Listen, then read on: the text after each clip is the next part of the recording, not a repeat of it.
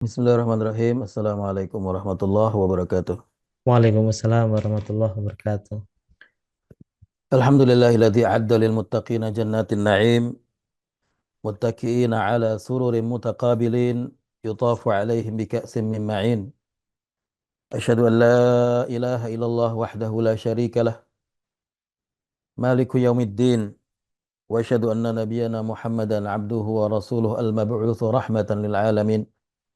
Allahumma salli wa sallim wa barik ala syafi'ina wa habibina Muhammad وعلى آله وأصحابه ومن سار على نهجه إلى يوم لقاء رب العالمين.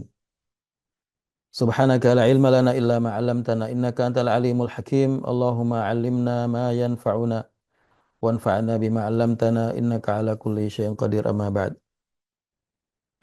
Bapak dan Ibu sekalian yang dirahmati Allah Subhanahu wa taala, alhamdulillah dengan izin dan karunia Allah Subhanahu wa taala kita bisa hadir di majelis online pagi ini. Semoga menjadi sebuah kebiasaan yang baik, sebuah amalan yang kita lakukan secara kontinu, suatu amalan yang oleh Rasulullah SAW disebut sebagai amalan yang paling baik adalah khairul amali khairul khairul a'mali adwamuha wa in qalla. Sebaik-baik amalan adalah yang paling kontinu walaupun sedikit. Semoga yang kita ikhtiarkan untuk kita lakukan secara rutin ini menjadi sebuah amalan yang diterima oleh Allah Subhanahu wa taala. Kita berusaha di majelis ini untuk memahami hadis-hadis Nabi Muhammad SAW dari kitab Al-Arba'in An-Nawawiyah karya Imam Nawawi. Tentunya kita berusaha untuk memahaminya dengan baik, tidak secara tekstual tetapi melihat berbagai aspek seperti yang diajarkan oleh para ulama.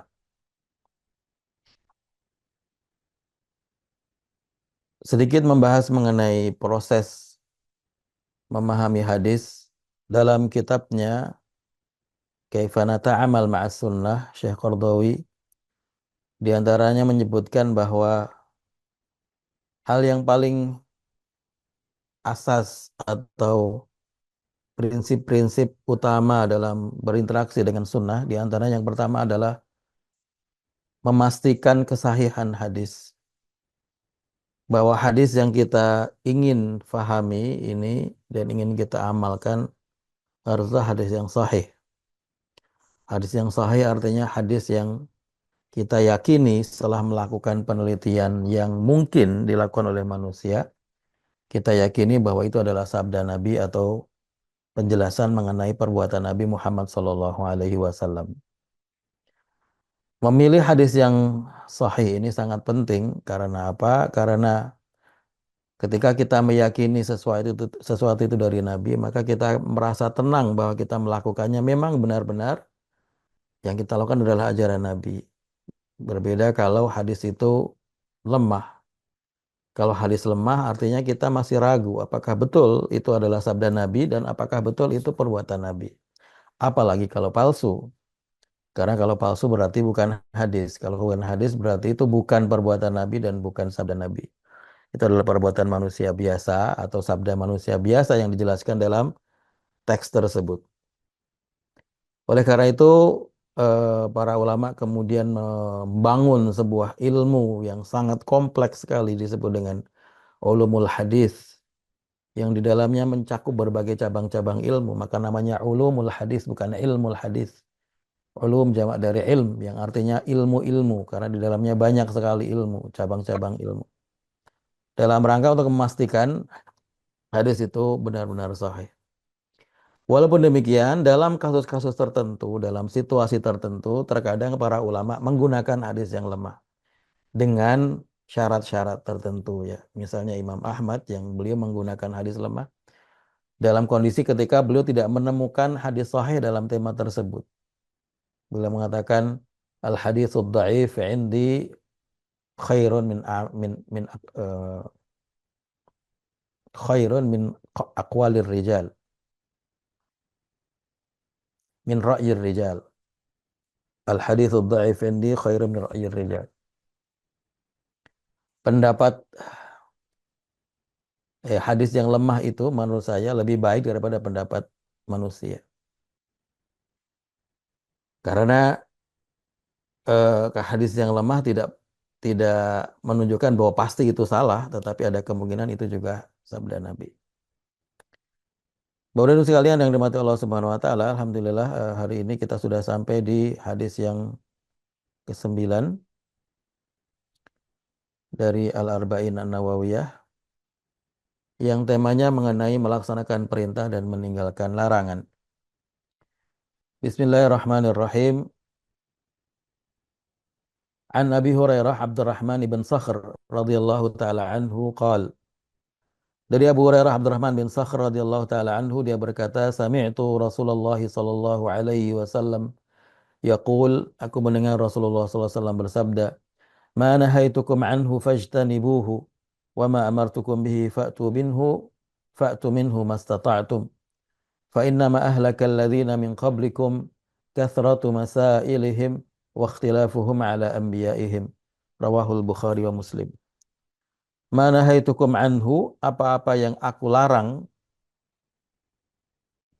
kepada kalian, fajtanibuhu, maka tinggalkanlah. Wa ma amartukum bihi, dan apa-apa yang aku perintahkan kepada kalian, fa'tu minhu mastata'tum, maka lakukanlah sesuai dengan kemampuan kalian. Fa inna ma ahlakal ladzina min qablikum, sesungguhnya yang merusak, membinasakan umat-umat sebelum kalian adalah kathratu masailihim, banyaknya pertanyaan-pertanyaan mereka, wa ikhtilafuhum ala anbiya'ihim, dan banyaknya perselisihan mereka kepada para nabi-nabi mereka. Hadis diriwayatkan oleh Imam Bukhari dan Muslim, juga diriwayatkan oleh At-Tirmidzi dalam sunannya, juga Ibnu Majah dalam sunannya, kemudian An-Nasa'i juga dalam sunannya, Imam Ahmad dalam musnadnya, dalam beberapa jalur periwayatan yang berbeda, ada 4 jalur yang beliau sampaikan dalam kitab Musnad Imam Ahmad. Artinya hadis ini cukup banyak jalur periwayatannya dan disepakati sebagai hadis yang sahih karena diriwayatkan oleh Bukhari dan Muslim.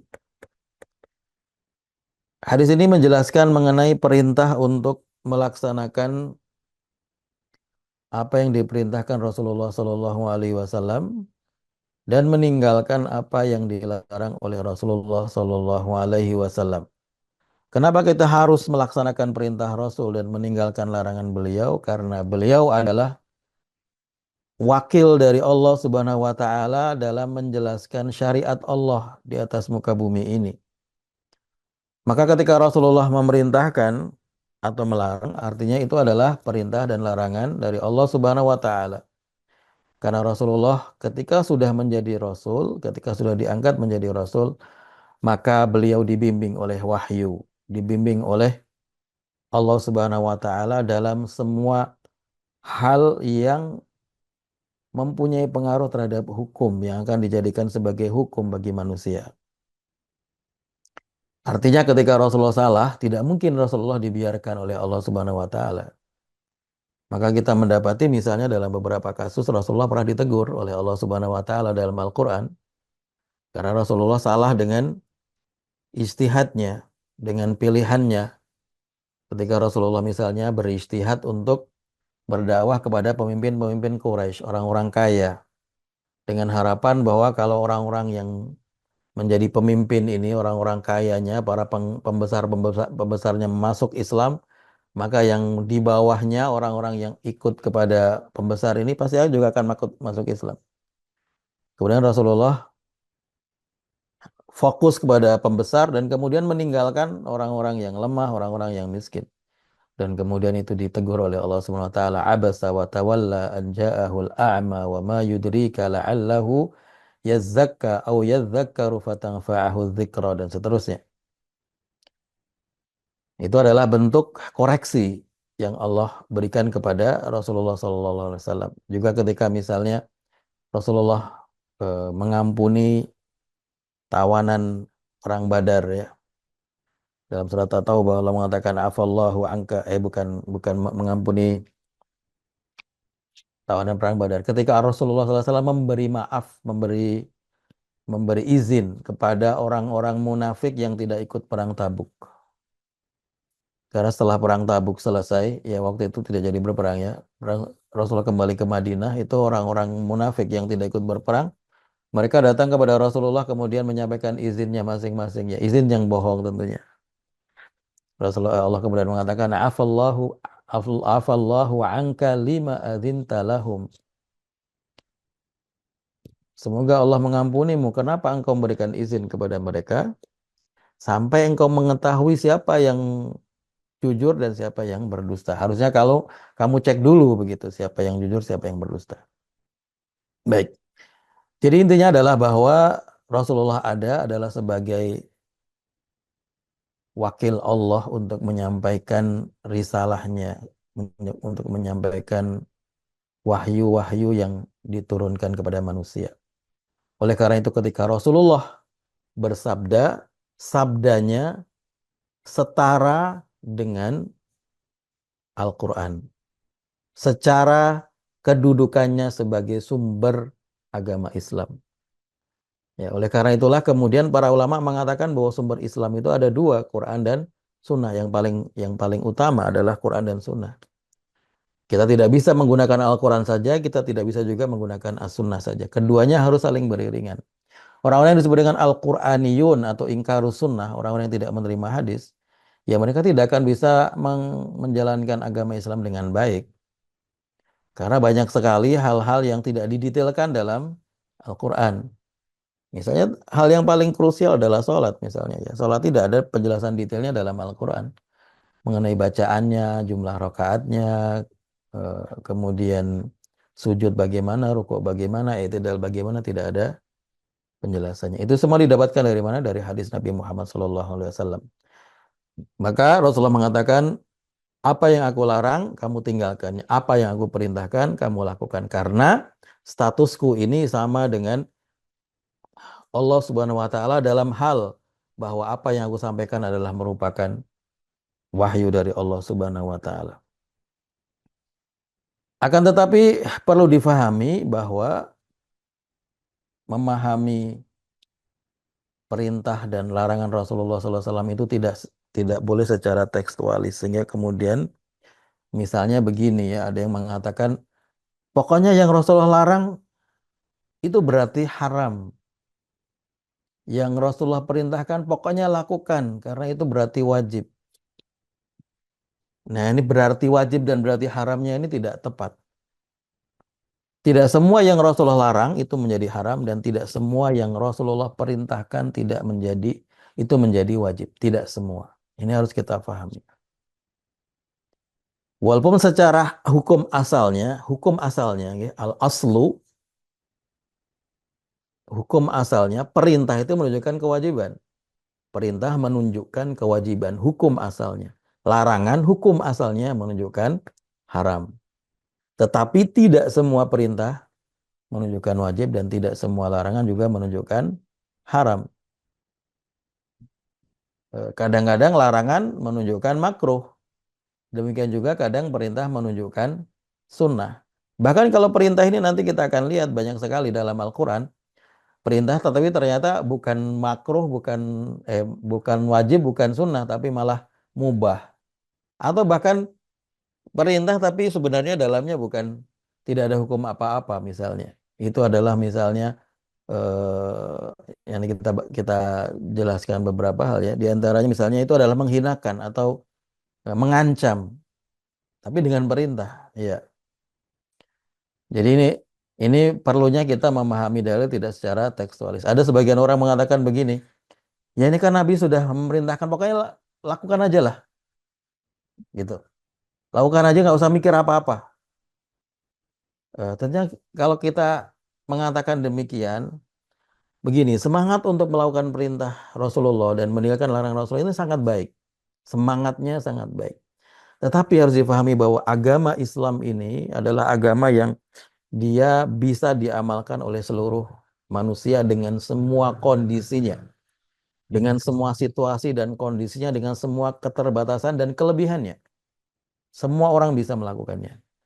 Itulah mengapa kemudian Islam itu mempunyai karakteristik di antaranya adalah fleksibel. Karena kalau dia tidak fleksibel, tidak semua orang bisa melakukannya. Nah, di antara fleksibilitas ini adalah bahwa tidak semua perintah menunjukkan kewajiban dan tidak semua larangan menunjukkan haram. Ada sebagian perintah yang sebenarnya dia mubah saja, perintah tapi mubah.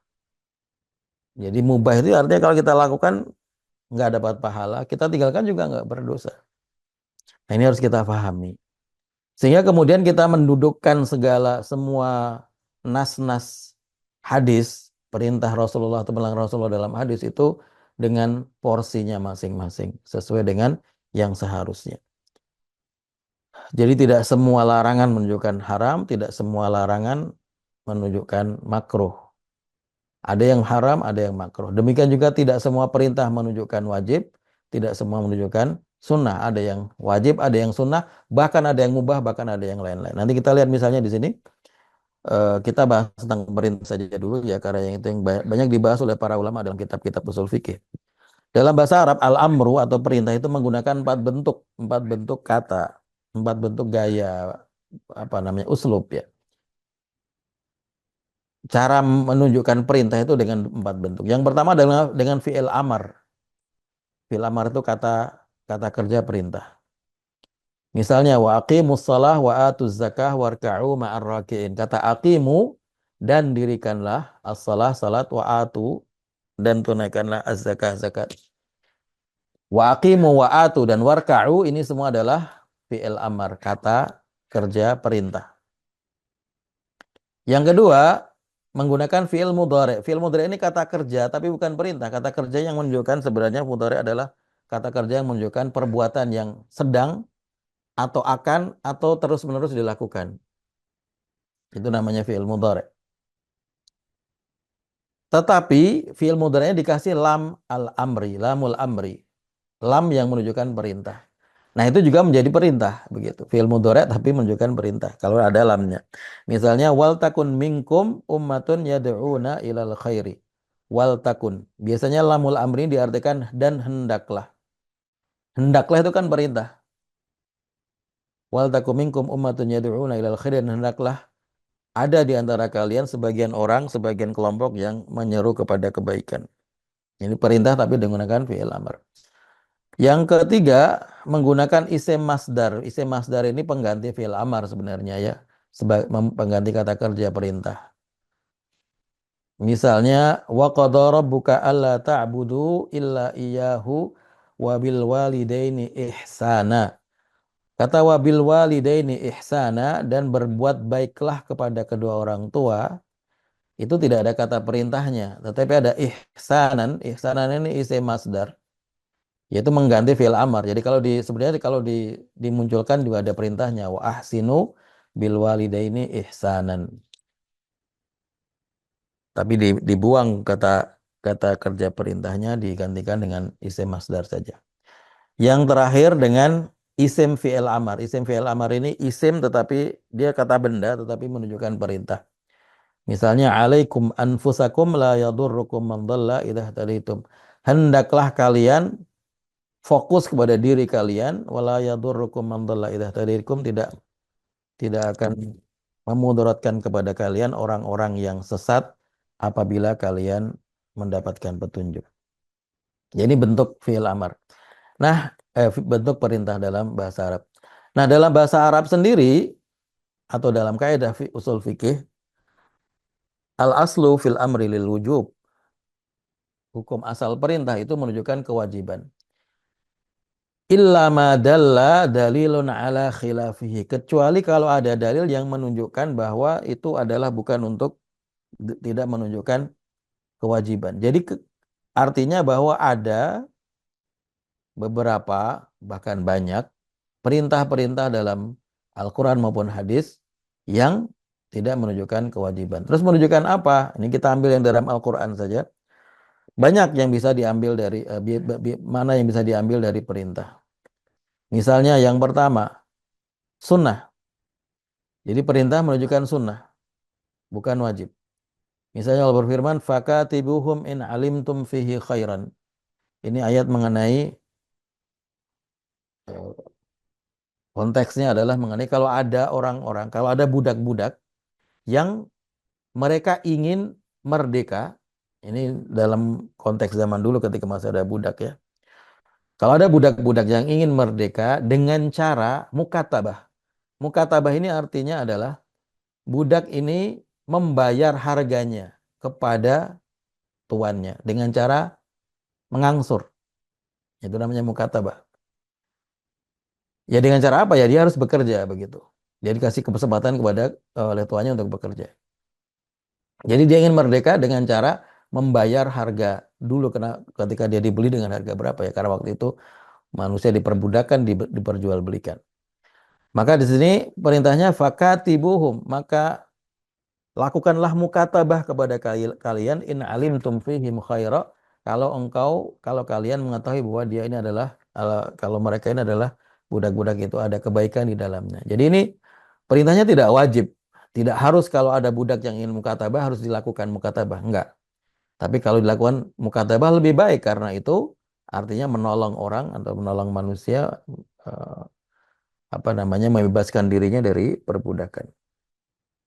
Nah, ini contohnya banyak ya yang perintah tapi menunjukkan sunnah. Nanti kita lihat terutama dalam masalah adab atau akhlak Bapak Ibu sekalian.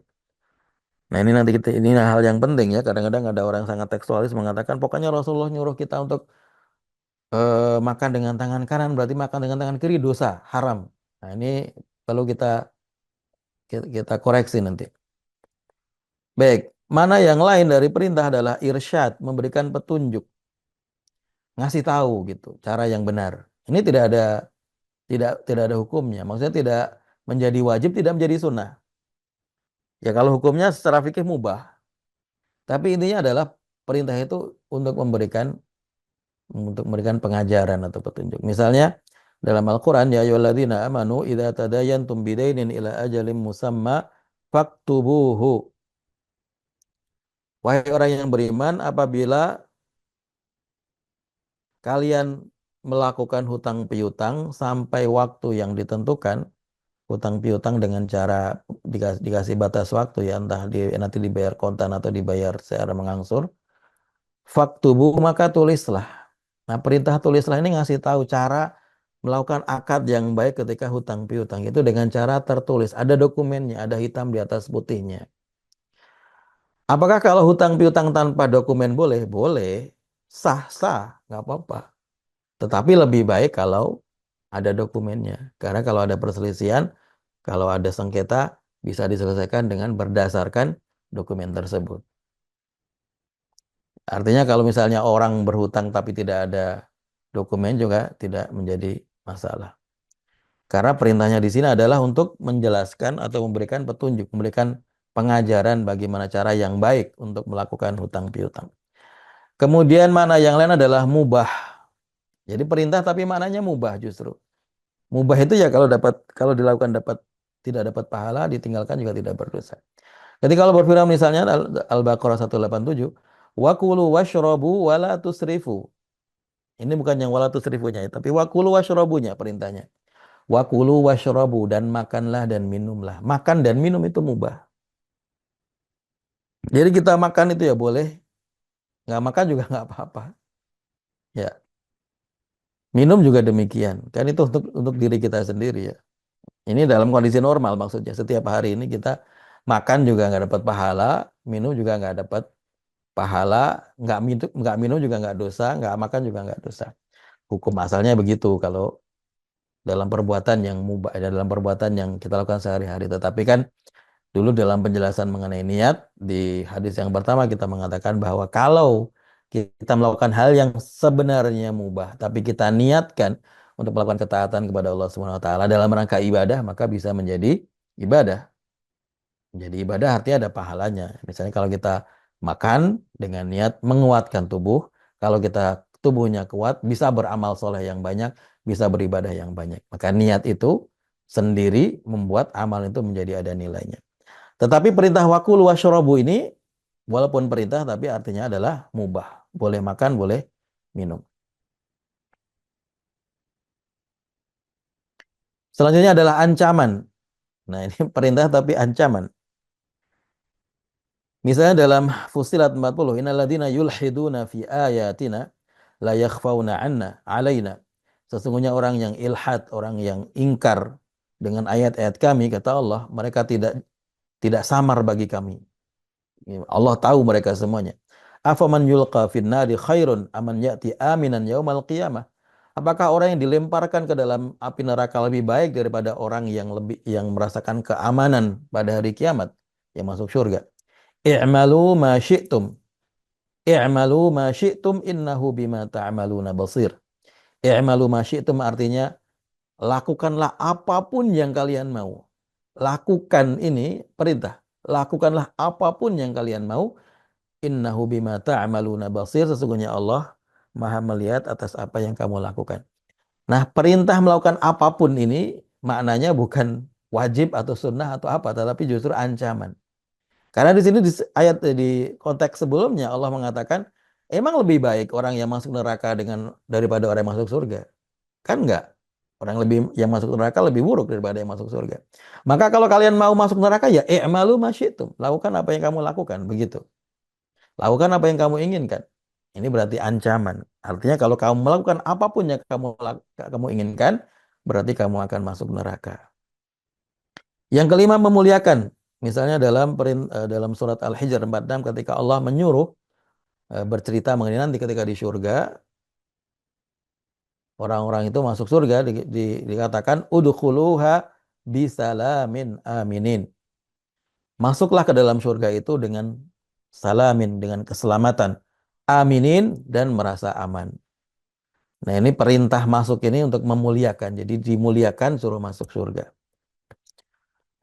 Mana yang lain melemahkan wa in kuntum fi raibin Al-Baqarah 23 wa in kuntum fi raibin mimma nazzalna ala abdina fa'tu bi suratin min mithlih. Dan apabila kamu merasa ragu dengan apa yang kami turunkan kepada hamba kami, kepada Rasulullah Muhammad, fa'tu bi suratin. Fa'tu ini perintah. Fa'tu bi suratin. Datangkanlah satu surat min mithlihi seperti dalam Al-Quran. Nah, ini namanya ta'jiz ya kalau dalam bahasa Arabnya ta'jiz. Ta'jiz itu membuat orang yang diajak berbicara ini menjadi semakin lemah.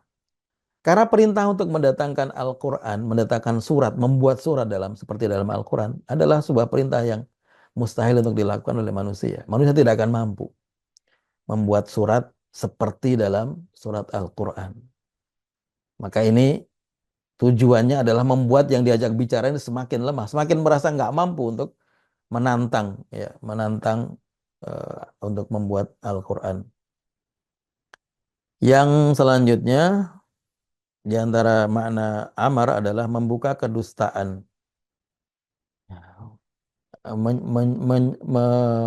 Menjelaskan bahwa mereka sebenarnya ini berdusta begitu. Qalu la yadkhulal jannata illa man kana hudan aw nasara. Mereka berkata, orang Yahudi dan Nasrani berkata, tidak akan masuk surga kecuali orang yang beragama Yahudi atau Nasrani. Tilka amaniyuhum. Itu hanyalah angan-angan mereka. Qul hatu burhanakum in kuntum sadiqin. Katakan wahai Muhammad, hatu. Kata hatu artinya datangkanlah burhanakum, hujjah kalian, argumentasi kalian. In kuntum shadiqin, kalau kalian memang orang-orang yang benar. Datangkan argumentasi yang kuat seperti yang kalian klaim bahwa hanya orang Yahudi dan Nasrani yang masuk surga. Datangkan argumentasinya. Nah, perintah datangkan ini untuk membuka kedustaan mereka bahwa mereka tidak punya argumentasi untuk mengatakan itu. Bahwa apa yang mereka katakan hanyalah kedustaan ketika mengatakan hanya Yahudi dan Nasrani yang masuk surga. Yang kedelapan, makna amar adalah memohon, berdoa. Nah, semua doa itu kebanyakannya itu menggunakan fi'il amar. Fi'il amar itu perintah. Rabbana atina fid dunya hasanah. Wahai Tuhan kami, atina, datangkan kepada kami fid dunya, di dunia hasanah, kebaikan.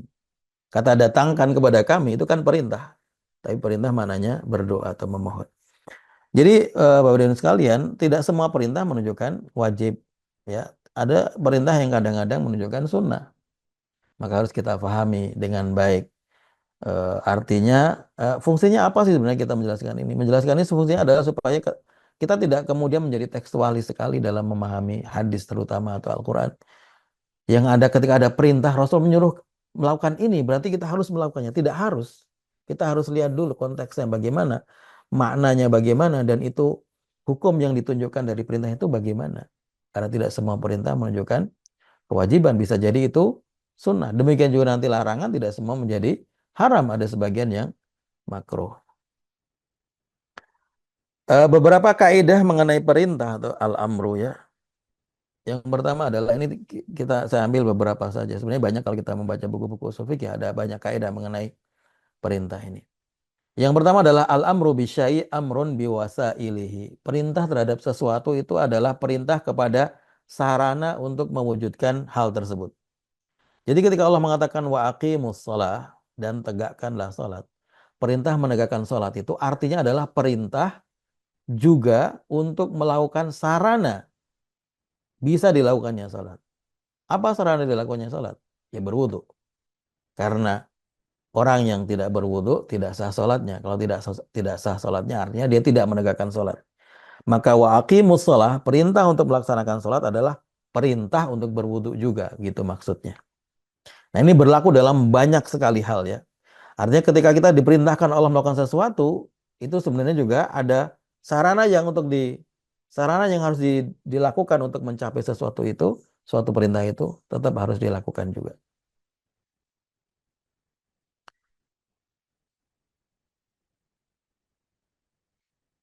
Misalnya, perintah untuk memberi nafkah kepada keluarga bagi laki-laki. Itu adalah perintah untuk bekerja juga, ya kan? Karena kalau orang tidak bekerja nggak bisa beri nafkah ya, kecuali kalau dia eh, lahir dalam kondisi kaya raya. Misalnya orang tuanya punya harta kekayaan yang tidak habis 7 turunan. Ya. Tapi normalnya orang kan dia harus bekerja kalau supaya dapat uang. Nah, berarti perintah memberi nafkah itu kepada keluarga adalah perintah untuk bekerja. Berarti bekerja juga diperintahkan begitu. Nah, kalau misalnya memberi nafkah itu wajib, maka bekerja juga menjadi wajib. Sebagaimana sholat itu diperintahkan, sholat itu wajib, maka wudhu juga menjadi wajib. Nah, ini banyak sekali hal-hal yang akan seperti ini kita dapatkan. Kemudian kaidah yang lain, al-amru ba'dan nahyi, ini bukan yu'idu ya, yadullu alal ibahah, ini salah ketik. Al-amru ba'dan nahyi yadullu alal ibahah. Perintah setelah larangan menunjukkan mubah. Jadi kalau Rasulullah misalnya pertama melarang sesuatu, setelah itu kemudian Rasulullah memerintahkannya, berarti sesuatu yang dulunya dilarang menjadi diperintahkan, itu adalah menjadi mubah. Contohnya adalah sabda Nabi, kuntu nahaitukum an ziyaratil qubur ala fazuruha. Dahulu aku melarang kalian ziarah kubur, sekarang ziarahlah. Kata sekarang ziarahlah itu menunjukkan mubah karena dulunya dilarang. Karena sebelumnya dilarang. Walaupun ziarah kubur bisa menjadi sunnah, bisa menjadi ibadah maksudnya kalau kita niatkan dengan ibadah ya dengan niat misalnya supaya kita ingat kepada yang meninggal, ingat kepada kematian, supaya kita mau banyak ibadah dengan mengingat kematian, supaya kita bisa misalnya apa namanya eh, mendoakan orang-orang yang sudah meninggal, keluarga kita, ayah kita, ibu kita, dan lain-lain. Nah, mendoakan itu kan sebuah ibadah. Baik, yang ketiga, al-aslu fil amri la yaqtadi at-tikrar. Hukum asal dari perintah itu adalah tidak menunjukkan harus berulang. Jadi hukum asalnya kalau diperintahkan sesuatu diperintahkan ya dilakukan sekali cukup. Begitu ya hukum asalnya. Sampai ada dalil yang menjelaskan bahwa itu harus dilakukan berulang-ulang, maka harus dilakukan berulang-ulang. Misalnya sholat, apakah sholat itu sekali saja?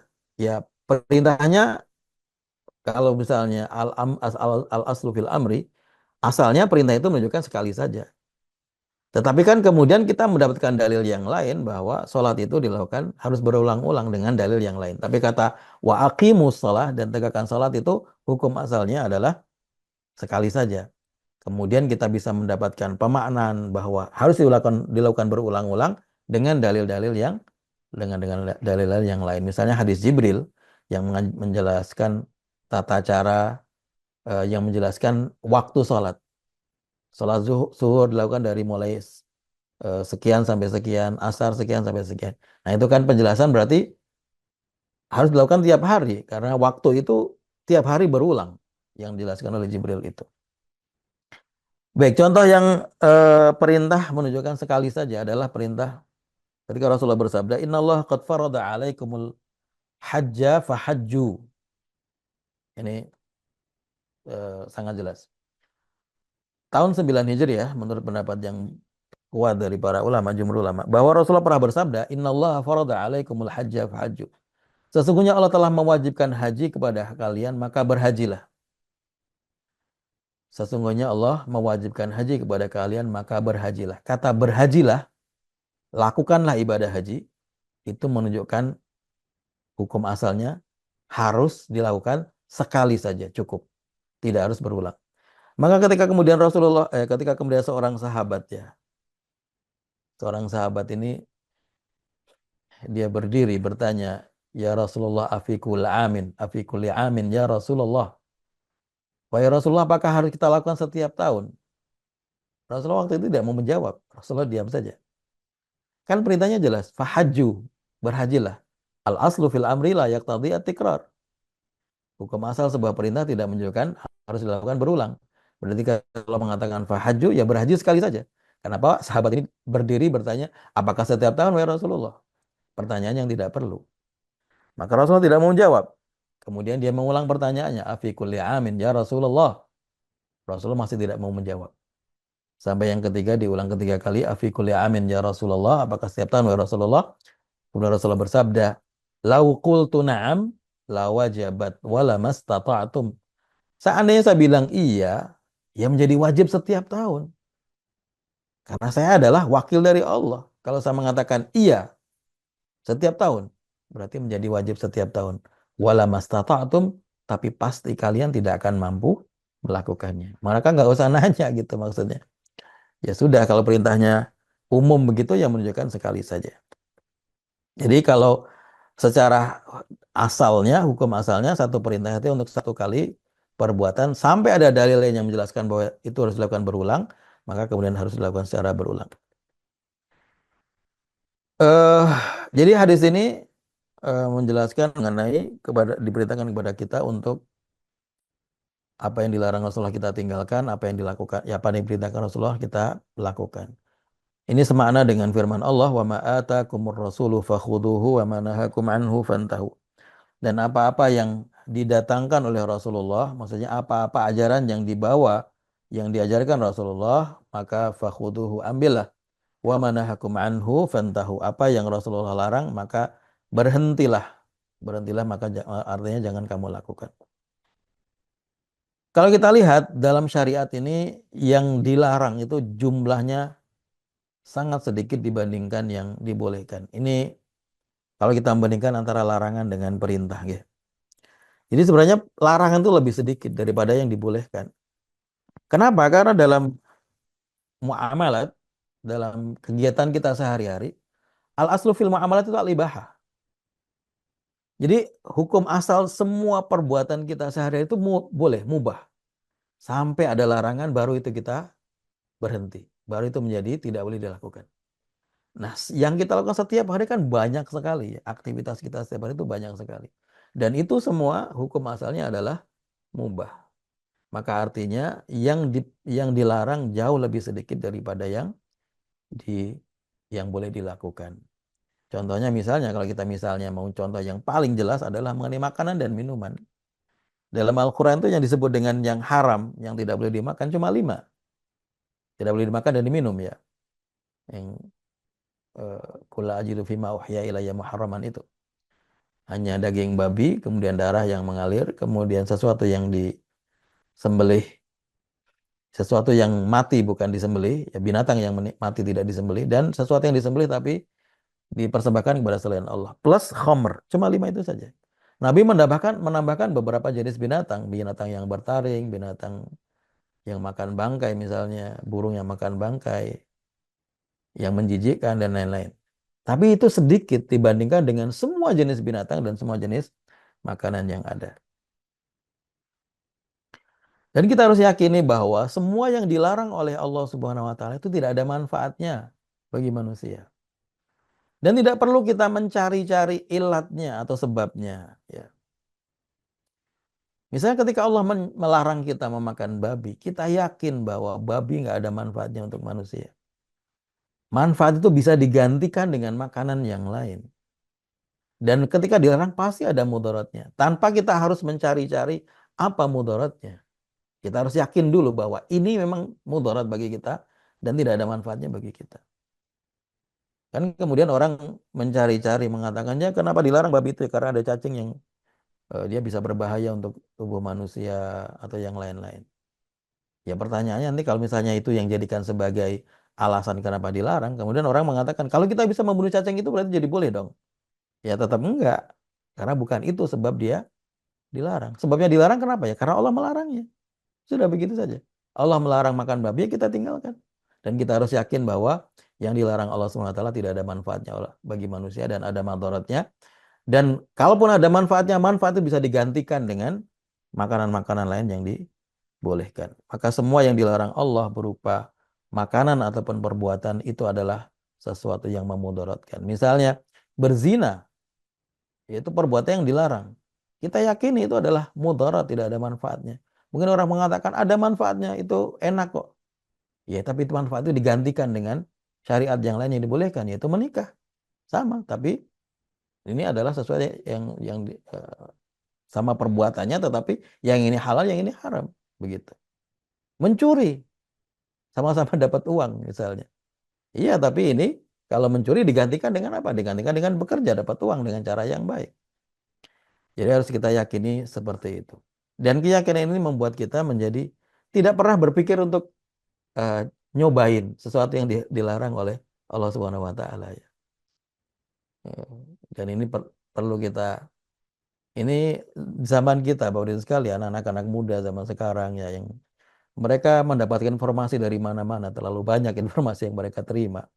Itu kadang-kadang muncul ya perasaan seperti itu, pengen nyobain. Nah, maka yang harus kita tanamkan adalah mengenai sikap bahwa yang ini kita sebutkan di sini bahwa apapun yang dilarang Allah Subhanahu wa taala itu adalah sesuatu yang mudarat, tidak ada manfaat dan kalau ada manfaatnya digantikan oleh hal yang dibolehkan manfaat tersebut. Maka itu saja yang kita yakini sehingga tidak perlu mencoba melakukan sesuatu yang dilarang oleh Allah Subhanahu wa taala. Dan harus kita pahami bahwa Allah mengatakan fa'asa an takrahu syai'an wa yaj'alallahu fihi khairan katsira dan kadang-kadang bisa jadi kamu benci dengan sesuatu padahal di dalamnya banyak sekali kebaikan. Ya itulah seperti misalnya ketika kita meninggalkan yang dilarang ini, ya mungkin ada sebagian yang nggak suka ya, kan pengen orang merasakan kayak daging babi itu kayak apa katanya enak. Tapi wa yaj'alallahu fihi khairan katsira. Ketika kita meninggalkan apa yang dilarang Allah, banyak sekali kebaikan yang akan kita dapatkan. Atau dalam ayat yang lain wa asa an takrahu syai'an wa huwa khairul lakum wa asa an tuhibbu syai'an wa huwa syarrul lakum. Bisa jadi kamu benci sesuatu padahal itu baik bagi kalian dan bisa jadi kamu cinta kepada sesuatu padahal itu buruk bagi kalian. Wallahu ya'lam wa antum la ta'lamun. Allah tahu dan kalian tidak tahu. Maka kita harus ikut Allah saja, tidak perlu menggunakan kebebasan kita, logika kita yang menabrak syariat Allah Subhanahu wa taala.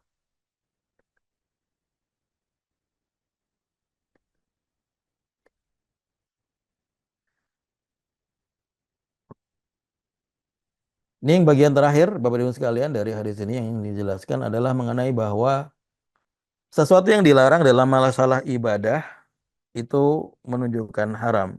Kebanyakan ya, mungkin bisa jadi makruh.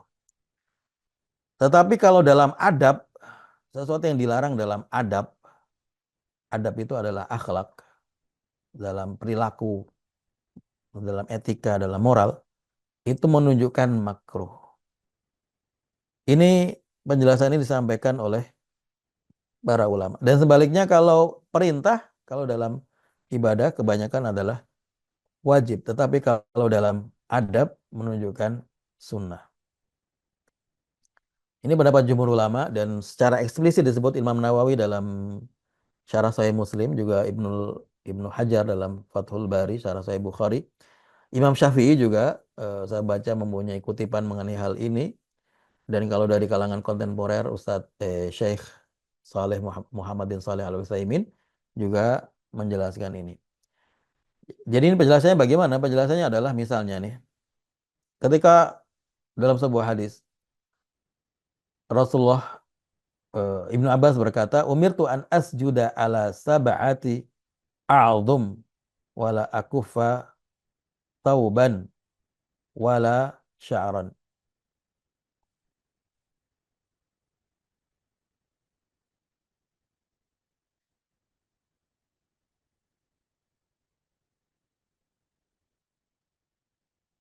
Atau contoh yang mungkin lebih lebih jelas.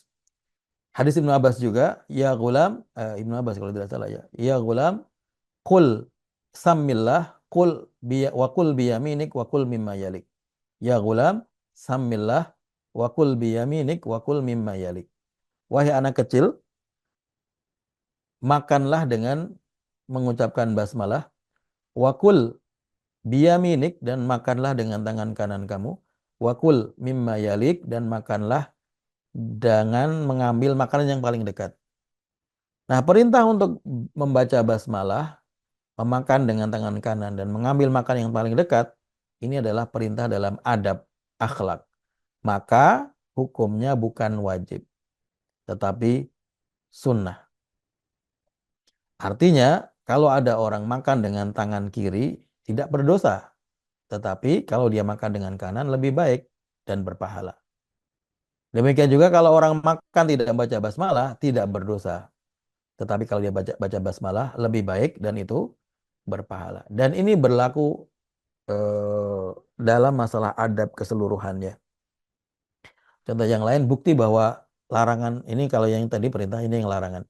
Larangan dalam adab itu menunjukkan makruh. Misalnya, Rasulullah bersabda, la yashrabanna ahadukum qa'iman. Jangan sekali-kali kalian minum dengan berdiri. Jangan sekali-kali minum dengan berdiri.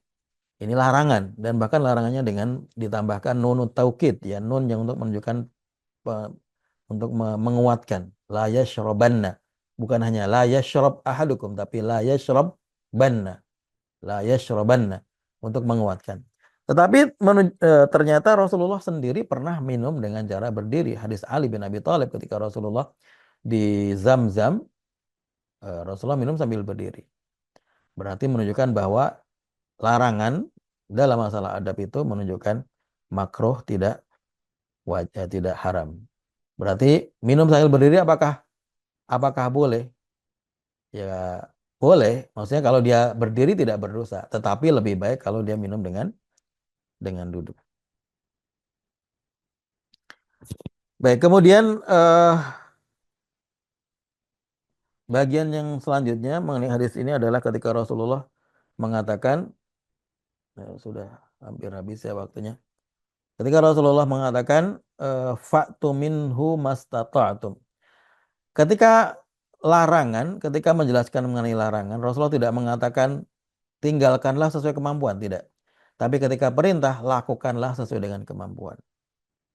Jadi kalau larangan itu tidak ada disertai sesuai dengan kemampuan. Karena larangan itu artinya meninggalkan. Meninggalkan itu artinya kita nggak ngapa-ngapain, tidak melakukan aktivitas. Ya. Kita meninggalkan berzina, ya nggak usah berzina itu. Tinggal tidak berzina, kan tidak melakukan apa-apa. Jangan minum khamr. Artinya kita tidak minum khamr, ya tidak melakukan apa-apa. Makanya tidak ada ketika larangan tidak ada penjelasan sesuai kemampuan. Tetapi ketika melaksanakan perintah ada tambahan mastata'tum. Harus sesuai dengan kemampuan kalian. Artinya kalau tidak ada kemampuan ya tidak menjadi wajib, tidak dituntut untuk melakukannya.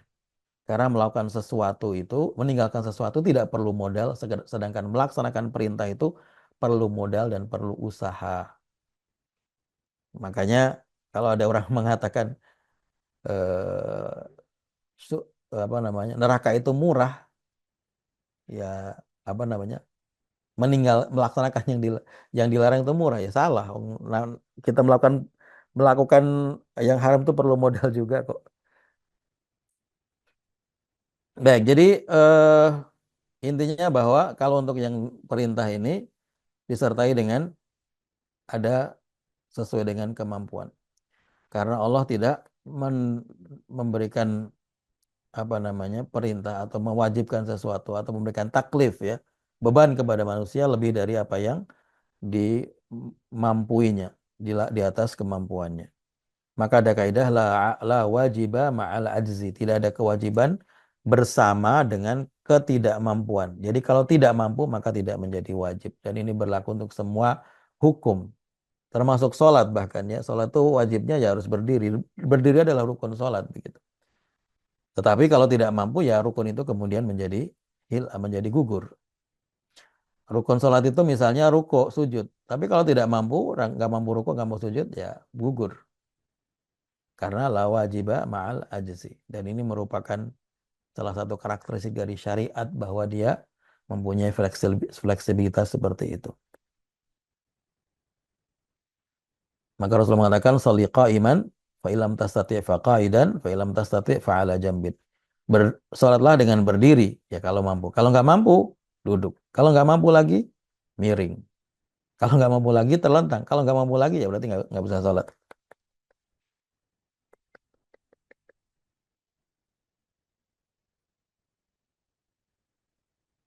Ulama berbeda pendapat mengenai manakah yang lebih utama atau lebih tinggi derajatnya, meninggalkan larangan atau melaksanakan perintah. Pendapat pertama mengatakan meninggalkan larangan lebih tinggi derajatnya. Pendapat kedua mengatakan bahwa melaksanakan perintah lebih tinggi derajatnya. Dalilnya adalah iblis diperintahkan untuk sujud kepada Adam dan menolak, maka dikutuk sampai hari kiamat. Jadi iblis kan disuruh diperintah tapi nggak mau. Maka kemudian gara-gara dia nggak mau dikutuk sampai hari kiamat. Sedangkan Nabi Adam dilarang makan buah buah sajaratul khuldi itu. Dilarang makan buah itu larangan dan kemudian Nabi Adam tetap melakukannya tapi kemudian bertaubat dan kemudian diampuni. Pendapat mana yang lebih kuat menurut Syekh Saleh Ali Syekh bahwa melaksanakan perintah itu lebih tinggi derajatnya daripada meninggalkan larangan. Oleh karena itu jangan sampai kita meremehkan perintah. Jadi yang perintah-perintah ini terutama yang wajib-wajib ini jangan kita remehkan. Salat misalnya termasuk di antara yang wajib dan perintah dan wajib. Maka jangan sampai diremehkan.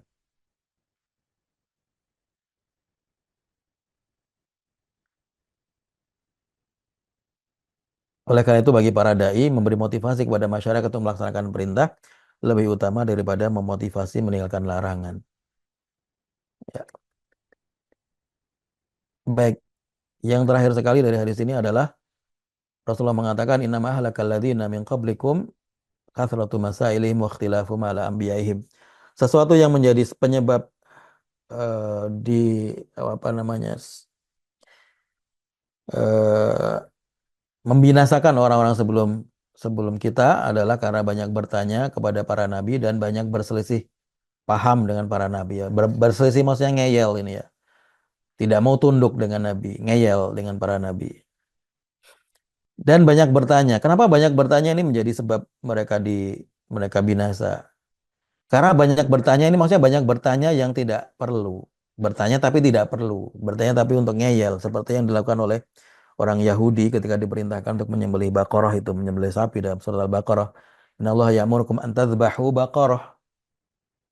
Allah memerintahkan untuk menyembelih sapi. Kemudian mereka mengatakan kami nggak tahu sapi yang gimana. Dijelaskan sapi yang begini. Kita masih nggak tahu lagi yang gimana. Warnanya bagaimana dan seterusnya. Kemudian Allah mengatakan wa makadu yaf'alun. Hampir-hampir mereka tidak jadi melakukan perintah itu. Karena apa? Karena banyak bertanya. Maka bertanya yang dengan niat untuk ngeyel ini yang tidak boleh. Ya, jadi ini maksudnya adalah bertanya dengan niat ngeyel ya. Bertanya dengan niat untuk seperti lari dari perintah tersebut. Itu yang dilarang. Dan juga untuk konteks sahabat Nabi Muhammad SAW pada zaman itu mereka juga dilarang untuk banyak bertanya hal-hal yang tidak perlu. Kenapa? Karena setiap pertanyaan yang berhubungan dengan syariat maka itu akan dijawab dengan wahyu. Dan kalau dijawab dengan wahyu maka akan menjadi hukum. Artinya berpotensi membuat hukum menjadi lebih banyak, lebih rumit, lebih susah untuk dilakukan. Maka dalam Al-Maidah ini larangannya kepada para sahabat pada zaman itu ya. Ya ayyuhalladzina amanu la tas'alu an asya'a in tubdalakum tasukum. Wahai orang beriman, jangan bertanya tentang sesuatu yang kalau dibuka, dijawab untuk kalian, pertanyaan itu menjadi buruk bagi kalian. Wa in tas'alu anha hina yunazzalul Qur'an tubdalakum. Dan semua pertanyaan yang kalian tanyakan ketika Quran masih turun itu akan dijawab dengan wahyu. Afallahu anha wallahu ghafurun halim. Allah mengampuni kalian dan Allah Maha Pengampun lagi Maha Bijaksana.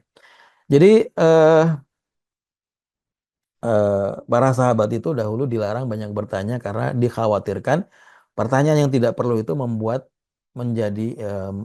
hukumnya menjadi semakin banyak, semakin susah untuk dilakukan. Dan itu kemudian diikuti oleh para sahabat pada waktu itu ketika ayat ini turun maka mereka tidak terlalu banyak bertanya. Apakah kemudian itu berlaku bagi kita? Tentunya berlakunya itu adalah bagi orang yang bertanya tapi dengan niat untuk ngeyel tadi atau untuk sekedar berfoya-foya dengan pertanyaannya. Nanya bukan dengan niat ikhlas pengen tahu tapi nanya dengan niat untuk misalnya yang uji yang ditanya atau nanya dengan niat supaya nyari hal-hal yang unik, yang aneh yang membuat orang misalnya kagum atau bagaimana ya. Intinya adalah bertanya yang dibolehkan adalah bertanya memang dalam rangka untuk mencari ilmu, untuk mendapatkan penjelasan yang lebih baik. Baik Bapak Ibu sekalian, saya kira demikian untuk hadis yang kita bahas hari ini. Semoga apa yang kita pelajari bersama bisa kita amalkan dalam kehidupan sehari-hari. Walafu minkum wassalamualaikum warahmatullahi wabarakatuh. Waalaikumsalam warahmatullahi wabarakatuh. Jazakumullah khairan Ustadz Ahmad Dahlan atas penyampaiannya. Tadi cukup jelas diterangkan oleh Ustadz terkait dengan hadis ke-9 dari Arba'in An-Nawawiyah. Baik, kita langsung saja ke sesi tanya jawab nih. Ada dua pertanyaan masuk. Dari yang pertama dari Pak Sol. Nggih, tanya Ustadz, bagaimana sikap kita saat sebagian umat Muslim abai terhadap larangan cuek, apatis, sehingga sebagian melakukan larangan karena kealpaan atau ketidaktahuannya. Misalkan peredaran minum khamr atau miras yang disosialisasikan masif di masyarakat, bahkan ada pembelaan untuk penjual, yaitu dia berbuat baik dengan sos bantuan lain pada masyarakat. Tafadhol Ustaz. Ya sesuatu yang jelas diharamkan ya harus ditinggalkan ya. Ini tidak ada tawar menawar mengenai hal ini. Maka tadi saya mengatakan bahwa dalam hadis itu ketika larangan tidak ada kata-kata mastata'tum sesuai dengan kemampuan kalian tidak ada sama sekali. Jadi harus ditinggalkan ya ditinggalkan. Yang haram ya harus ditinggalkan. Tidak ada tawar menawar dalam hal itu. Ya memang kita sadari bahwa kita hidup di zaman ketika masyarakat begitu permisif dan apa namanya ya kompleks sekali ya hal yang kita hadapi saat ini. Tetapi itu tidak membuat kita sebagai seorang muslim yang mempunyai komitmen untuk ragu atau menjadi luntur ya. Dan menjadi kewajiban kita kepada masyarakat yang ada di sekitar kita untuk menyadarkan, untuk memberikan pencerahan kepada mereka bahwa ini adalah dilarang. Ya tidak dilarang itu ya haram, haram itu ya neraka, neraka itu ya sakit begitu. Jangan hanya karena tren misalnya ya kita lihat misalnya para selebriti melakukannya dan itu mungkin di antara hal yang menjadi tantangan bagi kita bahwa sekarang orang promosi melakukan kemaksiatan itu di depan khalayak dengan gagah berani ya, di YouTube atau di mana-mana ya di depan kamera begitu ngajakin orang untuk berbuat maksiat ya itu kalau konsekuensinya sangat besar sekali ya. Dia bukan cuma dapat dosa minum khamernya dia, tapi bahkan dosanya orang ikut dia untuk minum khamer. Semua orang yang mengikuti dia minum khamer menjadi dosanya ditanggung dia juga. Maka kita punya kewajiban untuk melakukan nahi mungkar sesuai dengan kemampuan kita. Man ra'a minkum mungkaran falyughayyirhu biyadihi fa illam yastati' fa bilisani fa illam yastati' fa biqalbi. Barang siapa yang melihat kemungkaran maka hendaklah dia mengubah kemungkaran tersebut. Kalau mampu dengan tangannya, dengan kekuatannya. Bagi yang punya kemampuan sebagai legislator misalnya atau orang-orang yang punya kekuasaan di tingkat eksekutif dalam jenjang apapun, sesuai dengan kapasitasnya dia harus melakukan nahi mungkar. ya, dengan yang bisa dilakukan. Kalau anggota DPR misalnya ya dia melakukannya dengan menyusun undang-undang yang tidak bertentangan dengan syariat. Yang eksekutif ya misalnya dia membuat peraturan-peraturan yang tidak melanggar syariat. Atau yang kemampuan yang lain ya termasuk misalnya Kapolda atau yang lain ya yang punya kemampuan untuk melakukan itu menerapkan hukum yang sesuai dengan aturannya. Dan kita juga kalau mampu ya melakukannya dengan kemampuan dengan kekuatan. Tetapi kalau tidak mampu fa'ilam yastati fabil lisan nih ya dengan lisannya. Lisan ini termasuk tulisan. Tulisan itu misalnya di media sosial atau misalnya menulis naskah khutbah Jumat juga bisa itu termasuk di antaranya atau menulis di kolom-kolom di media sosial atau di mana. Atau menyebarkan melalui WhatsApp juga termasuk ya dengan menulis misalnya men-share mengenai larangan khamr dan lain-lain. Itu adalah di antara hal yang kita bisa lakukan. Fa'ilam yastati fa biqalbi kalau tidak mampu dengan hatinya wadzalika aful iman tapi adalah yang paling lemah. Kalau saya kira pada zaman kita minimal kita masih bisa dengan lisan ya. Orang ngomong tidak ada yang larang minimal ya.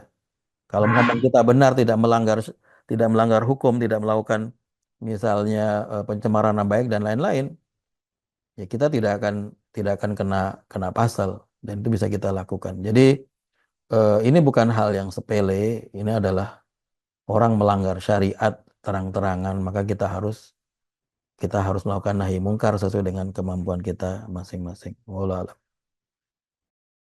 Jazakumullah khairan Ustaz atas jawabannya.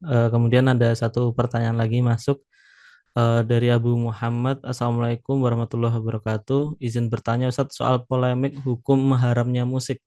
Bagaimana pandangan Ustaz mengenai hal ini serta dalil-dalil untuk menguatkan keyakinan dan sikap kami? Afan. Tafadhol Ustaz.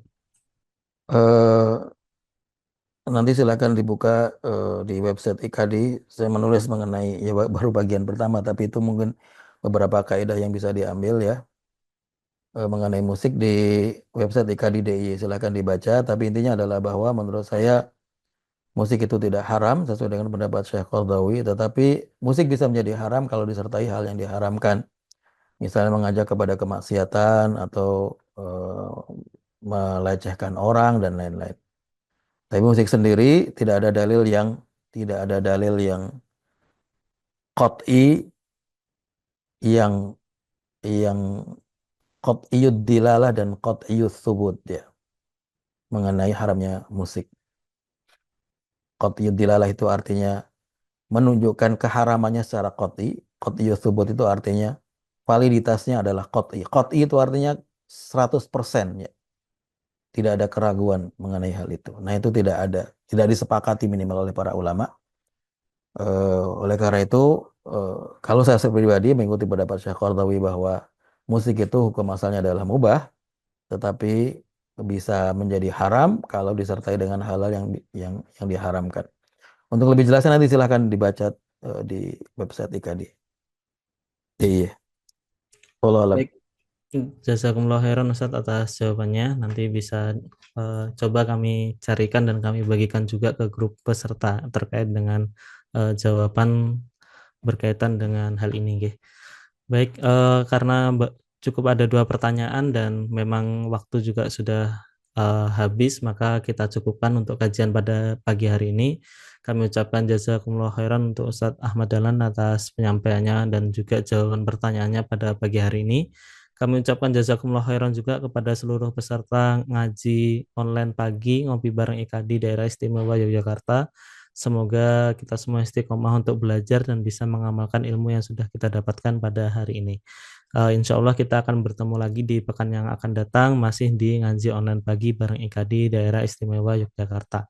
Mari kita tutup kajian kita pada pagi hari ini dengan membaca hamdalah bersama-sama. Alhamdulillahirabbil alamin dengan doa kafaratul majlis. Subhanakallahumma wa bihamdika nasyhadu alla ilaha illa anta nastaghfiruka wa natubu ilaih. Terima kasih atas kehadiran dan partisipasinya. Mohon maaf jika ada kekurangan dan kesalahan. Wassalamualaikum warahmatullahi wabarakatuh.